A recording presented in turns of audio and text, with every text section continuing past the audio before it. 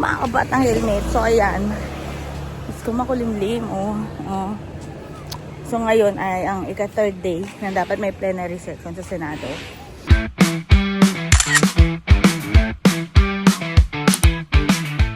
Praise God for this opportunity na makabati sa inyo ng magandang tanghali. Konting smile sapagkat medyo mabigat ang haharapin natin today at mga susunod na araw. Bakit po?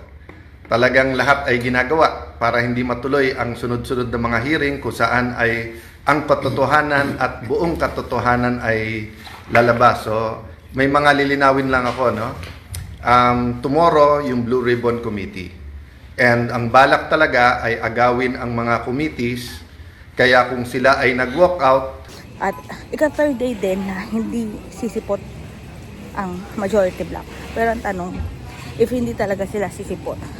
Pero mukhang naglabas na naman ng statement or nag-live na naman itong si Mr. Cayetano na wala nang ginawa kundi mag-live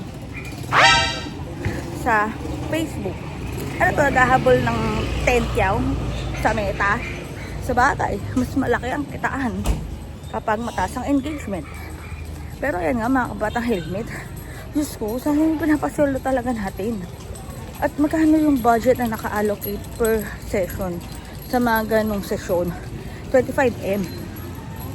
So ano ba yan? Diyos ko, tayo nga mga kabatang helmet, halos 2, 3, 4 na trabaho ang ginagawa natin sa isang araw. Gaya ko, o diba? Pero grabe.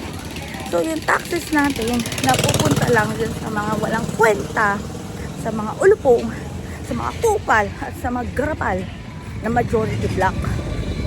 Alam nyo mga kabatang helmet, kahit sumigaw tayo ng Cayetano resign, sa tingin nyo ba bababa sa pwesto yan? Eh kung ganyang kakupal, ganyang kagarapal ang ugali niya, di yan bababa. So anong solusyon dyan? So hindi pwedeng ngaw-ngaw natin. Kailangan talaga managot sila sa batas. Kung meron mga batas na nalabag, yung mga pinaggagawa ng majority block nila Cayetano, aba dapat singilin sila ng batas. Kailangan panagutan nila yun, managot sila sa batas. Kasi diba, napaka-unfair naman sa atin yun, mga kabatang helmet na tayo nagpapagod, nagpapasweldo, o diba, sakto, tambay, nagpapasweldo tayo sa mga ganyang klaseng mga tao. Di nga ng tao mga ulupong eh.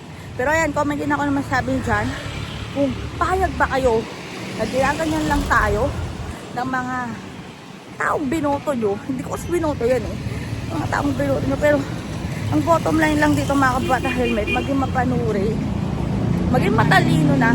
Wala eh, may nang ihingi oh. So ayan, maging mapanuri, maging matalino.